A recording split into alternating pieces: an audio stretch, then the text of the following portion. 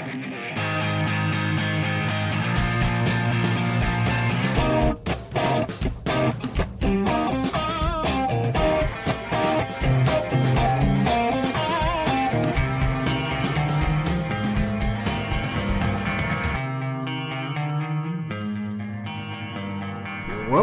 to Film for Thought, our experiment in randomness. In film randomness. Yes, I kind of enjoy that tagline. Yes. Alright, well, this one, just in case you weren't able to figure it out, Brian came up with the idea of picking our 5 favourite props, and one of mine is going to very much test that definition, I think. I probably will contest that. Yeah. From films. The only thing I will say is I believe that we have no actual vehicles in our list. I don't know Brian's list. Yes, and because Brian the prop master on a film isn't dealing with the cars. That's yes. the car coordinator, or car picture coordinator, yeah. So I mean, I would maybe put in an argument for the DeLorean from Back to the Future because it's so heavily modified. Used as a prop at certain times in the film. So, yes, I will give you that. So there we go. Alright, so... Alright, so... I don't know if Brian necessarily has a real order to his list. I kind of have one in mind. A few that I thought are really cool, and then I have like my top 2. So I'm just going to start this off just randomly with... Alright, well, just before you do that, do get a hold of us with either yours or your reactions to stuff, like, Twitter @Blokebusters, Facebook.com/Blokebusters. Email us blokebusterpodcast@gmail.com.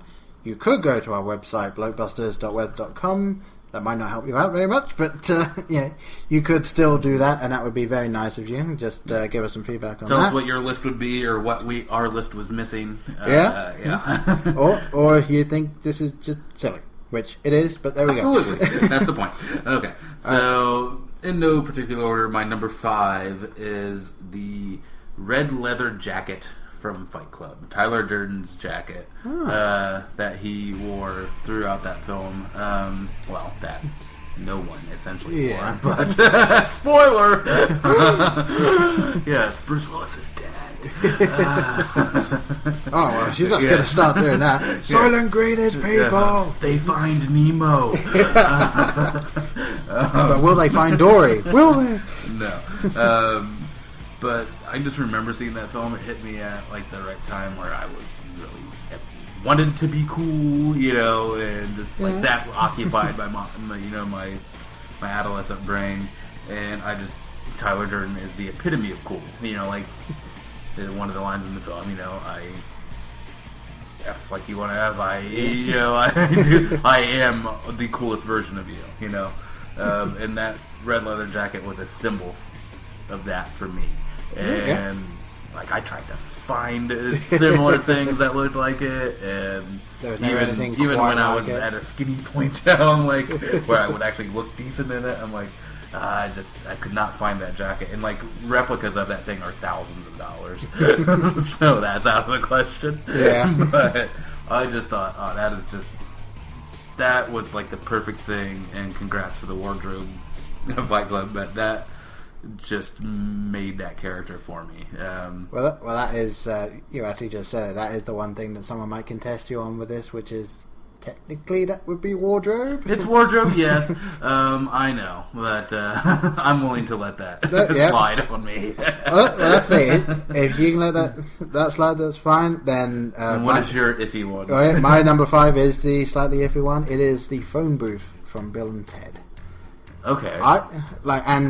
Just to be clear, my list is favorite props that I want to own. Like, I want these props, and that phone booth, like the film actually doesn't work. No, I'm aware. I didn't know why you wanted. Like something else that I'm fairly certain is on both of our lists. Yes, but the films aren't necessarily the best films in the world. I enjoyed watching them, and I just love the idea of that phone booth and that prop. Like, that would be cool to have in a game room or something. I would even like the slightly broken one where the antenna's bent a little bit, like how it is towards the end of the first film. I think that's the one I want. I want that version of the phone booth, and yeah, I mean, I would definitely argue this is a prop. I mean, I know it might be based off of an actual phone booth, but everything that they... I think it's more of a prop than a jacket. Yeah. I'll give you that. Oh, yeah. But, you know, yeah. So that I was stretching to come up with a fifth that I really loved. Fair enough. Alright, yes, that was my number 5. Okay. I'm going to go next with the top from Inception. As in the spinny... The spinny yes. top. Yeah, the spinny top. Just for what it meant for the plot of that film, to determine reality from dreams. Now, I don't know if we talked about this specific plot point, but you are aware that technically that isn't his symbol, like it can't be, because it's his wife's. Yes. So, yes. There's that. I like that extra thing. But I love what it represents, and I would just love to have that thing. I can't come up with the material, but you know when they do like a police badge or something in that block of mold, you know, it's like a clear block. I can't think of what that material is ballistic called right now. gel, but you know, harden, like to set as a little desk, you know, paperweight or whatever. You know, I would love to have that little top thing in one of those. So kind of like the Breaking Bad. Yes, exactly, like the grill. Yeah, resin, I think is what the thing is. Yeah, resin. But yeah, that'd just be so cool. And it's a film I love. I need to watch more often, but it's you got to devote your brain and time to it, and I'm not always willing to do both. No, I didn't even think of that. Yeah, that's a good one. Yep. So, all right, your turn. All right, my number 4. This is probably going to go totally over your head because I don't know if you've even seen it, but I want The Hitchhiker's Guide to the Galaxy from The Hitchhiker's Guide to the Galaxy. Okay. Yeah. Because that series, those books. Another one, there you go. I want to amend my list. Maybe just at the end, anything that pops up. Yeah. That series, the books, the TV show, the radio, even the film I enjoyed. Like, it does alter something, but I was fine with the film. Like, that to me was just so great. Like, the humor is very British, very dry, and it is fantastic, and I love the idea of A Hitchhiker's Guide to the Galaxy, and I would just love to have that.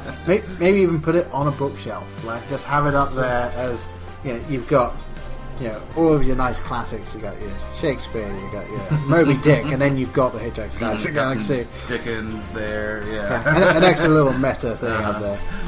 So yeah, I mean that one I would just love to have. I don't even care if it works at all. I just want to have that device. And what I thought of what could go right next to that on the bookshelf is the Sports Almanac from Back to the Future. Yeah. Well, again, sadly I could not. It's not on my list. But I do believe we did have a rule of only one per film franchise. Well, film. Yes. Maybe. You might be assuming too much here. Maybe. That's what I tried to go with. So. But that's not in my official list. Yes. I just thought of that while you were saying The Hitchhiker's Guide. No, yeah, wouldn't that be a great one, the Sports Almanac? Yeah. I mean, yeah. It'd be nice if it actually worked, but... Yeah.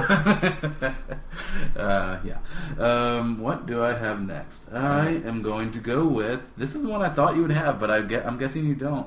I will say the film, your favorite film. Okay. The Shawshank Redemption. Alright. Go on. And it is the Rockhammer. Okay, yeah. I do not have the Rockhammer. So I thought for sure you would come up with that. But once again, what that symbolizes for the plot, what it symbolizes for Andy's freedom. Yeah. And the drive it took him to stick with a task for, what was it, 16 years? Yeah. Or something. Yeah, right. And worn down to a nub. And again, like I will say, I do not have the Rockhammer in my list. That is how I'm wording it. Something similar. Something from that film may turn up in my list. Okay, but I thought that was just like the perfect prop, I guess, from that film because, like I said, it's just his means of escape. And it's just cool. Once again, I love that. And I fully take your argument for that. I do. And my buddy Chris was in the film and is in the scene when the Rockhammer is found in the creek bed.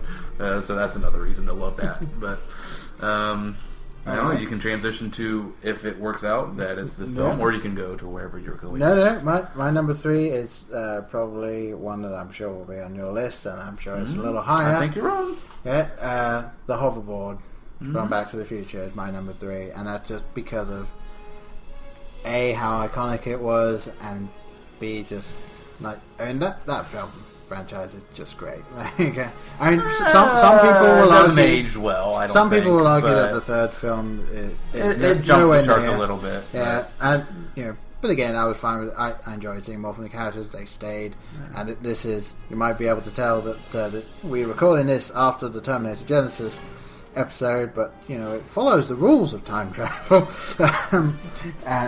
as they are established. Yeah, they don't break anything. Yeah. That they not as they exist today, because obviously there aren't any. Yes, exactly. Yes. Another good reason, it is 2015, and we actually have a couple of hoverboards on the market.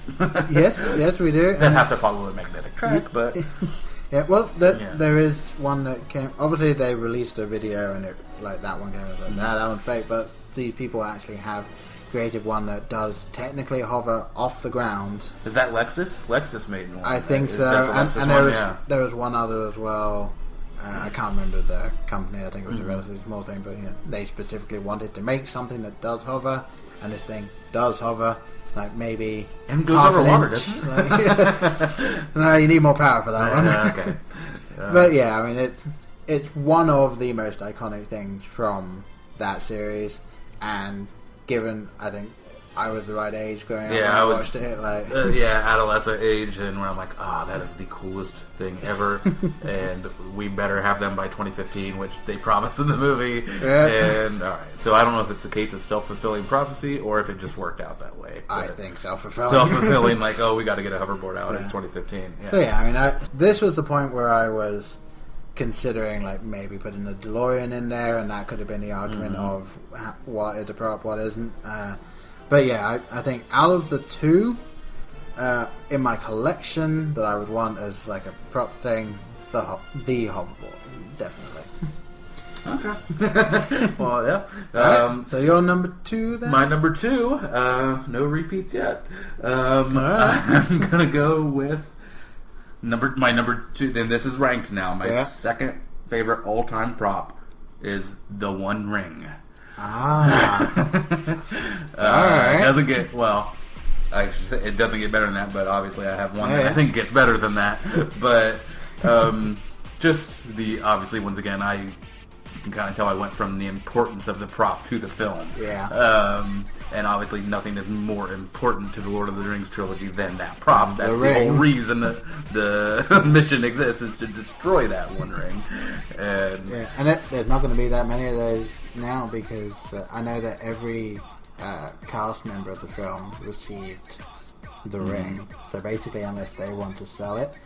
Yes. But did you see, I don't know if there's an episode of The Big Bang Theory where they found one of them where they thought it was like the black market, like Peter Jackson's or whatever, and they're trying to claim it, and Sheldon's my precious, whatever, stupid Lord of the Rings references. But I would always hope to get a real one, but I had, it's sad to say, I don't know, maybe I should just own up to being a geek, but I do have multiples. I had one that's set in a like Mountain Doom base, and nice. Like when it enacted with the like metal filament there, it would like do little thunder crashes and stuff. It was pretty cool, and it had a chain that came with it. And then I bought another one that was just a necklace. Yes, I know. No judgment here. With the Elvis in it, all it. Yeah, not Elvis, but yes, the language. But I just thought One Ring's pretty fucking awesome. Fair enough. And what do you have as so number 2? My number 2, and again, this is specific. Who does number 2 work for? This is specifically. Yeah, that's right. You tell that too. How about Piercy Flusher? That sounds pretty nasty. It's specifically because of when this film came out. It was like, that was just how much I enjoyed it. I want the board game Jumanji from Jumanji. Nice pull. Yeah, I was trying to think what from my childhood could I want. I actually almost had the Raptor Claw from Jurassic Park. the one that Sandy yeah. That he I was scares like, the kid oh, with. that could be Yeah. good. But then I just thought, you know what? For what it was for me when I was growing up, and full disclosure, I actually was a dead ringer for young Alan Parrish in that film growing up. There was, my parents would, or my mum at least, would always make that bloody comparison. And yeah, I would just love to have that board game. Like, you could. Did they never make something similar, or like a replica? I'm sure they had to. Made a Jumanji board game, but like I want. But it didn't actually put you into a world. I don't even care about that. I would just love to have that handcrafted box with the clearly probably ivory board pieces. Like I think that it would just be great to have that. Even if I never played it, I would just have it. Like in one of those display cases where it's slightly open and the stuff is like on the bottom of the board, like have that up somewhere. That would be a great conversation piece, and B, just I want that board game. Okay. So that leads me to an honorable mention now. That made me think of this. My comparison or equivalent of that would be the Neverending Story book that the kid reads from. Okay. In the attic. Because it's sitting on that nice the little book, just how the nice books are displayed on the wooden kind of pedestal there, and I just think that'd be an awesome thing to have. Could go with the Hitchhiker's Guide and the Almanac. But and then also I guess an honorable mention for me, not necessarily the One Ring, but that the black orb that Saruman is communicating. Oh yes. Having that on a pedestal somewhere. Shoot! Oh, I'm losing a nerd card that I can't come up with what those are called. But no, yell at me on Twitter. Could you imagine just having a pedestal with a cloth over it and something? What's that? And you just the end. Yes. Okay. All right. So. Time for my number one. And no repeats. I knew you'd go hoverboard. I'm not gonna. No, that's fine. So and you didn't even go with Almanac either, given your response earlier. Yeah. But this going to be the shoes, is it? What? No. I ain't afraid of no ghosts. That's all I gotta say. Proton Pack, the coolest movie prop of all time. I will fight anyone online, of course. Not in real life. In real life, you win. Okay. I admit you're cooler. All right. What? You're coming at me with the sword from Lord of the Rings? No, I that's will fine. troll you to death that the Proton Pack is the coolest movie prop of all time. Once again, just that film that hit me at the perfect age. Always will be amazing. I'm gonna give the female one a try. I'm willing to watch it. I'm willing to try it. It's Paul Feig, which is amazing. He just he did Spy, which is hilarious. I mean, most Melissa McCarthy films he did those. So. Yeah.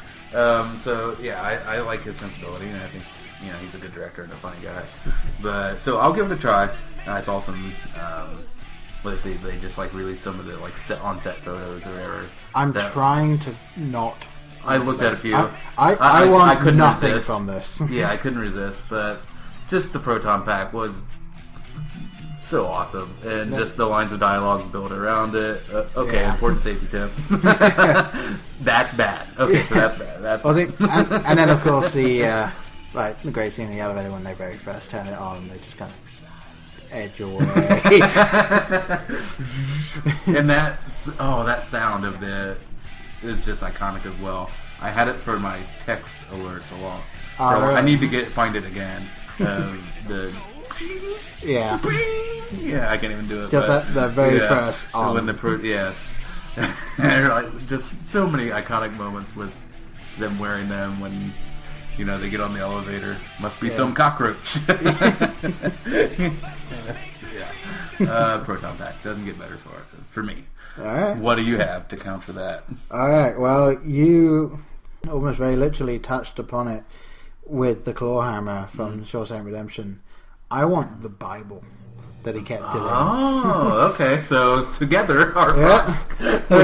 You can have the inside. I'll have the outside.